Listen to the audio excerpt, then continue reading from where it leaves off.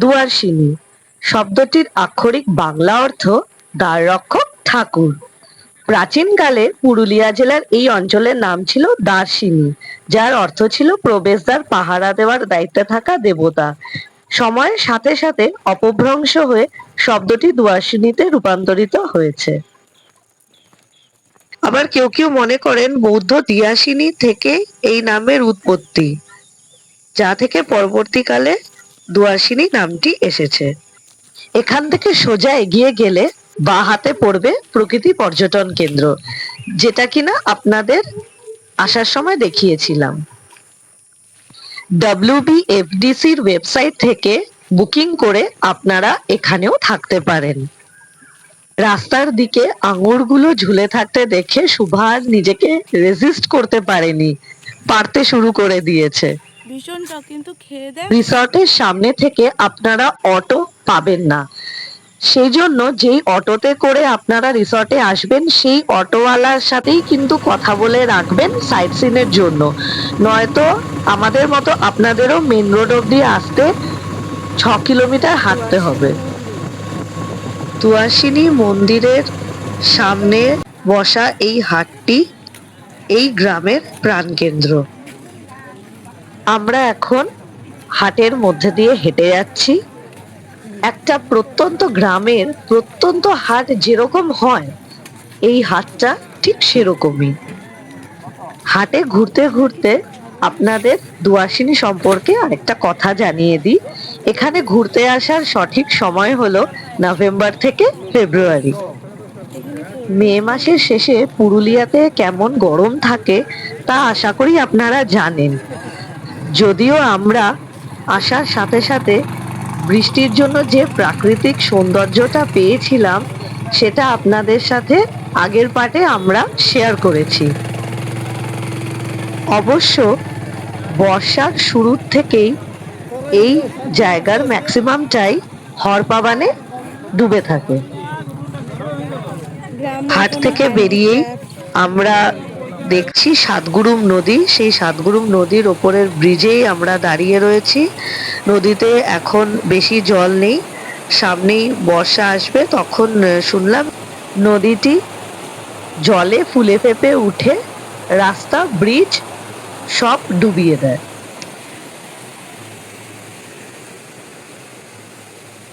সাতগুরুম নদী তো দেখলাম, এবার আমরা ব্রিজ থেকে এগিয়ে যাব যেখানে আমরা অটো থেকে নেমে হাট দেখতে গেছিলাম।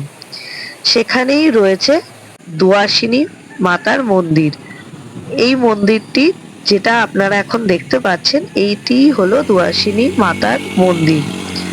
মন্দিরের গেট আমরা যতবারই এসেছি বা এই সামনে দিয়ে পাস করেছি, গেট কিন্তু বন্ধই ছিল। বাইরে থেকেই মাকে দর্শন করা যাচ্ছিল। আমিও আপনাদের মাকে সেইভাবেই দেখিয়ে দিচ্ছি। দুয়ারসিনী মায়ের মন্দির দেখে আমরা দাঁড়িয়ে রয়েছি অটোর জন্য। অটো নিয়ে আমরা চলে এসেছি সানসেট পয়েন্টে। এটা বেসিক্যালি একটি লক গেট, যা কিনা ইন্দিরা গান্ধীর আমলে তৈরি করা হয়েছিল। এখন অ্যাবান্ডন অবস্থায় বা পরিত্যক্ত অবস্থায় পড়ে রয়েছে, যেটা কিনা আমাদের অটোওয়ালা যিনি দাদা আছেন তিনি বলেছেন জায়গাটা কিন্তু অসম্ভব সুন্দর, আপনারা এখানে অবশ্যই আসবেন। না আইফোন এত টাকা নেই। এবার আমরা এগিয়ে চলেছি দুয়ারসিনী ফরেস্টের দিকে।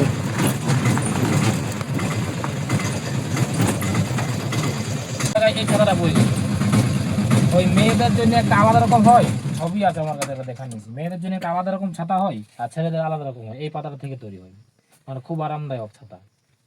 তো শুকিয়ে গেলে? শুকিয়ে গেলে আরো ভালো হয়। শুকিয়েই তো করে, কাঁচাই নেই, শুকিয়েই করে ওটা। একটা মেয়েদের আলাদা রকম হচ্ছে। এখন আমরা জঙ্গলের ভেতরে হাঁটছি।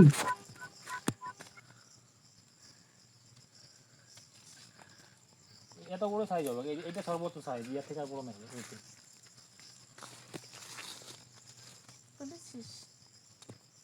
এটা এই ফলটার লোকাল নাম হচ্ছে ভুররু। এর বিজ্ঞানসম্মত হয়তো কিছু নাম আছে, কিন্তু একটা সময় এমন ছিল যে এই ফল খাইয়ে দিন কাটছে আমাদের এখানকার মানুষ, যখন খুবই অভাব ছিল এই সময়টাতে।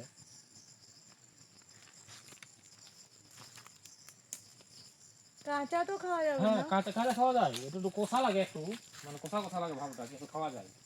আমাদের ড্রাইভার দাদা জঙ্গল সম্পর্কে অনেক কিছু আমাদের বলছেন, আর সুভার ফল তোলার অভ্যাস যাচ্ছে না।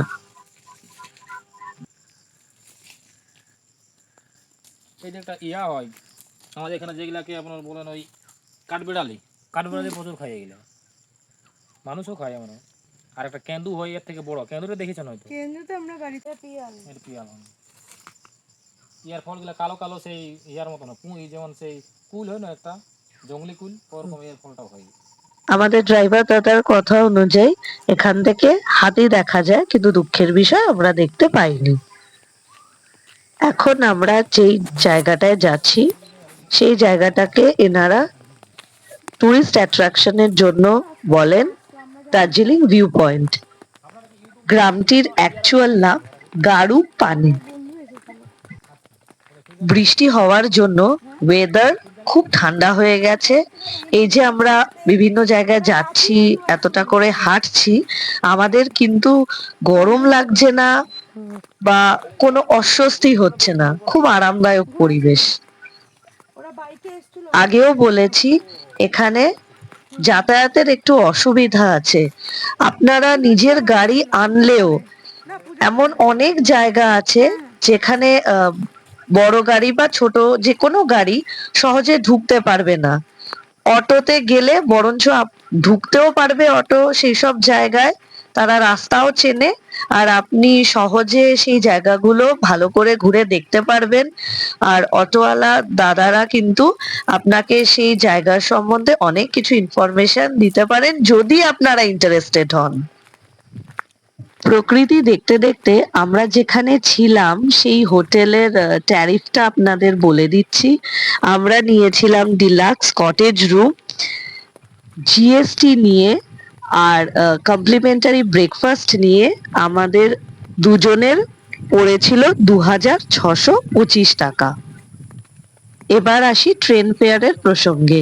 হাওড়া থেকে ঘাটশিলা আপ অ্যান্ড ডাউন আমাদের দুজনের এসি চেয়ার কারে পড়েছিল 907 টাকা পার পারসন।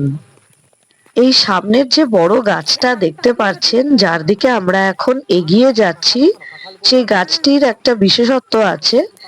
সেখানে কিন্তু হাতি তাড়ানোর জন্য একটা ছোট বাড়ির মতো বানানো রয়েছে। সেখান থেকে কিন্তু গ্রামের লোকেরা পুরো গ্রামটাকে রাতের বেলা গার্ড দেয়, যাতে হাতি এসে গ্রামে ঢুকতে না পারে বা ফসল নষ্ট করতে না পারে। গ্রামটির নাম যতই দার্জিলিং ভিউ পয়েন্ট এনারা বলুক না কেন, গ্রামটি এতটাই সুন্দর, শান্ত, নির্জন যে গাড়ুপানি নামেই এই গ্রামটি পরিচিত হওয়া বেশি প্রয়োজন। গ্রামের বাইরের এই ছোট্ট দোকানটি থেকে চা আর মিষ্টি খেয়ে আমরা হোটেলে ফিরে এসেছিলাম।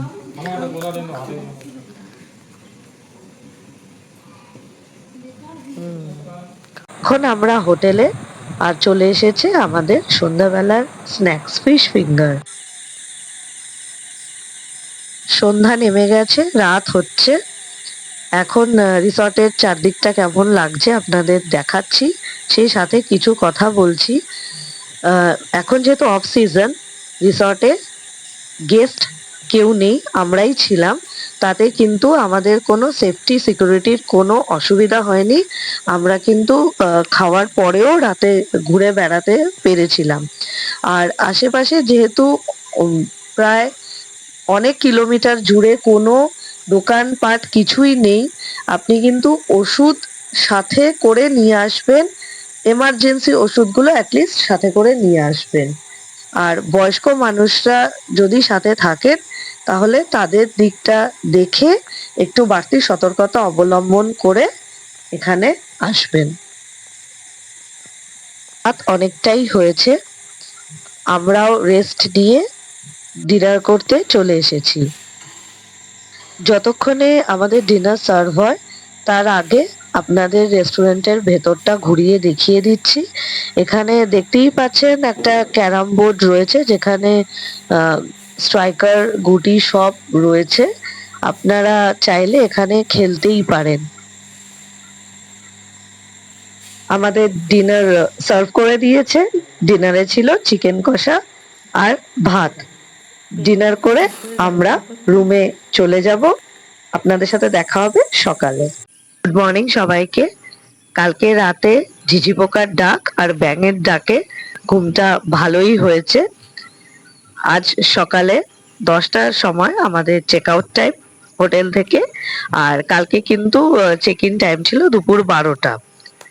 আমরা যাচ্ছি ব্রেকফাস্ট করতে। আমাদের কমপ্লিমেন্টারি ব্রেকফাস্টে ছিল লুচি, আলুর দম আর ডিম সেদ্ধ। আমাদের অটোওয়ালা ঠিক টাইমে চলে আসবে। আমরা ব্রেকফাস্ট সেরে বেরিয়ে পড়ব। আমরা চেক আউট করে বেরিয়ে পড়েছি। হাতে এখনো কিছুটা সময় আছে। আমরা পাশের কিছু গ্রাম ঘুরে দেখব। আজকের আকাশ কিন্তু অপেক্ষাকৃত পরিষ্কার, রোদও আছে আর গরমও লাগছে আজকে কিছুটা।